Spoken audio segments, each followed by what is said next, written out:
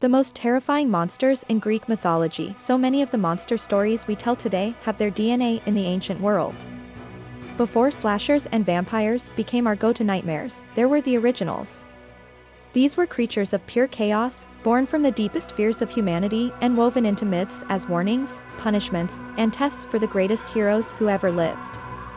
They're the reason we check under the bed and fear the dark. These aren't just myths, they're our countdown of the most terrifying monsters from Greek mythology. The sirens kicking off our list is a monster whose horror isn't in its claws or fangs, but in its voice. The sirens were enchanting creatures, and their beautiful songs were powerful enough to mesmerize sailors. In early Greek myths, they were depicted as half-woman, half-bird, but over time, their image often shifted to be more mermaid-like. Mariners, hearing their irresistible melodies, would be lured to their doom, crashing their ships into the rocky islands where the sirens dwelled, or leaping into the sea to drown. Their island was a ghastly sight, surrounded by the bones of their victims. The terror of the sirens lies in this psychological manipulation, a beautiful sound that promises ecstasy but delivers only death. They represent the danger of temptation, a fatal allure that few could resist. The hero Odysseus famously survived by having his crew plug their ears with wax while he had himself tied to the ship's mast, a testament to the deadly power of their song. The Harpies, coming in at number 9, are the Harpies, the swift and violent spirits of the storm. Their name comes from the Greek word for to snatch, and that's what they did best.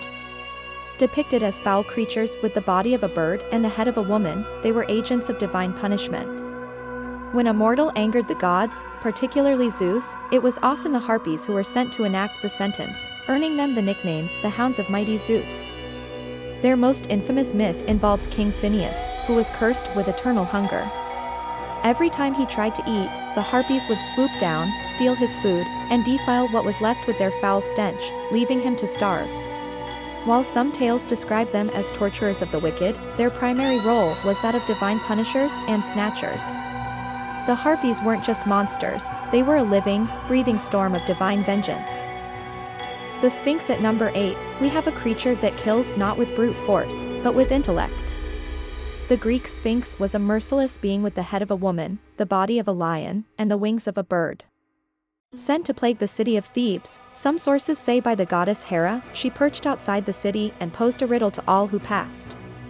Those who failed to answer correctly were killed and devoured by the ravenous monster. Her famous riddle was, what creature walks on 4 feet in the morning, 2 feet at noon, and 3 in the evening? The answer, of course, is man. For years, she terrorized Thebes, a gatekeeper whose toll was your life if your wits failed you. The Sphinx represents the terror of lethal intelligence, a monster whose challenge is a battle of minds where the stakes are absolute. Her reign of fear only ended when the hero Oedipus solved her riddle, causing the Sphinx to cast herself from the mountainside in despair. The Chimera, unleashing fiery chaos at number 7, is the Chimera, a monstrous, fire-breathing hybrid. The Chimera was a nightmarish fusion of animals, though descriptions vary. Homer described it as having a lion's front, a goat's middle, and a serpent's tail. Other accounts, like Hesiod's, give it 3 heads, a lion, a goat, and a snake. This unnatural combination of a lion's ferocity, a goat's wildness, and a serpent's venom made it a symbol of chaos. As an offspring of the monsters Typhon and Echidna, the Chimera roamed the land of Lycia, breathing fire and terrorizing the countryside. This beast was the embodiment of the unnatural, a living violation of the laws of nature. The hero Bellerophon, riding the winged horse Pegasus, was tasked with slaying this monstrosity, a feat that highlighted the immense danger it posed. The Chimera's legacy is so powerful that its name has become synonymous with anything that is impossibly monstrous. The Minotaur, trapped at the heart of a maze, our number 6 monster, is a symbol of predation and punishment, the Minotaur. This creature was a terrifying hybrid with the body of a man and the head of a bull. He was born after the god Poseidon, as a punishment directed at King Minos of Crete, cursed his wife Queen Pasiphae with an unnatural desire for a magnificent bull. To contain the beast, Minos commanded the master craftsman Daedalus to construct the labyrinth, an elaborate, inescapable maze beneath his palace. The true horror of the Minotaur was the tribute it demanded. As retribution for a past misdeed, Athens was forced to send young men and women to Crete, some sources say every year, others say every 9 years, to be sacrificed and devoured by the monster in its dark, twisting prison. This creature represents the fear of being hunted in a confined space, a sacrifice to a monster that is part man, part beast, and all terror. The hero Theseus eventually volunteered as a tribute, navigated the labyrinth with the help of Ariadne, and finally slew the beast. Scylla and Charybdis sailing into our number 5 spot is not one monster, but two, a deadly duo that represents the terror of an impossible choice.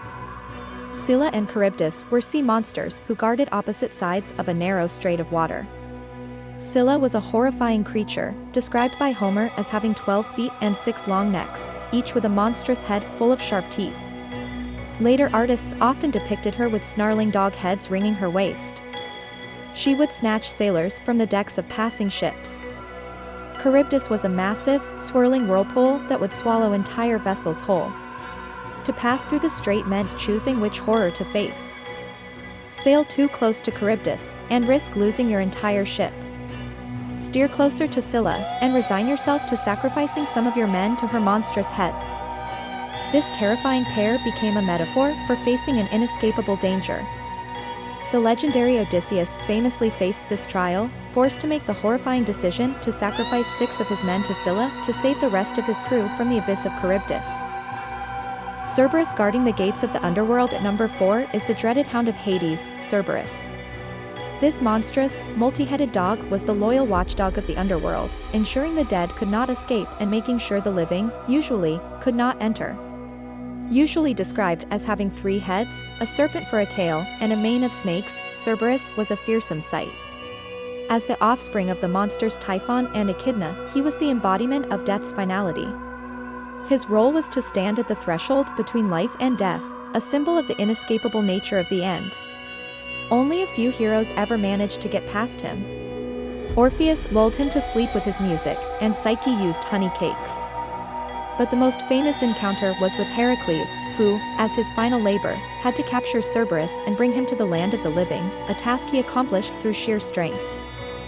The Lernaean Hydra slithering into the top 3 is a monster defined by its horrifying regenerative power, the Lernaean Hydra. This massive, serpent-like water monster dwelled in the swamps of Lerna, an entrance to the underworld. The Hydra possessed multiple heads, with some myths claiming 9 and others hundreds. But the number of heads wasn't the only source of its terror. The true nightmare of the Hydra was that for every head a hero managed to cut off, 2 more would grow back in its place. This made it an almost unbeatable foe, a creature that grew stronger from every attack. To make matters worse, its breath was poisonous, and its blood was so virulent it could kill with a single touch. The Hydra represents a problem that multiplies, a relentless struggle that seems utterly hopeless. It took the combined might and ingenuity of Heracles and his nephew Iolaus to defeat it. As Heracles severed each head, Iolaus used a flaming torch to cauterize the stump, preventing it from regenerating. Medusa, our runner-up for the most terrifying monster, is one of the most iconic figures in all of mythology, Medusa. Medusa was one of the 3 Gorgon sisters, but she alone was mortal. Her power was absolute and instantaneous. Anyone who looked directly upon her face would be turned to stone. She was a creature whose very gaze was a weapon of lethal power. Her appearance was the stuff of nightmares, with a head of writhing snakes for hair. In early Greek myths, Medusa and her sisters were simply born as monsters. But in a famous later version by the Roman poet Ovid, she was once a beautiful maiden who was cursed by the goddess Athena after being violated by Poseidon in Athena's temple. This tragic backstory adds a layer of horror to her existence, a victim transformed into a monster. The hero Perseus was tasked with slaying her, a challenge that required cleverness over brute force. Using a polished shield to see her reflection, he avoided her petrifying gaze and managed to cut off her head. Even in death, her power remained. Her severed head was used as a weapon to turn enemies to stone before it was given to Athena to adorn her shield. Typhon, and now, the number 1 most terrifying monster in Greek mythology. This isn't just a monster, this is an apocalypse. This is Typhon, the father of all monsters. Born from Gaia, the earth, and Tartarus, the abyss of the underworld, Typhon was the deadliest creature in all of Greek mythology, a being whose power rivaled that of Zeus himself. His descriptions vary, but all agree he was immense, a giant so tall his head was said to brush the stars.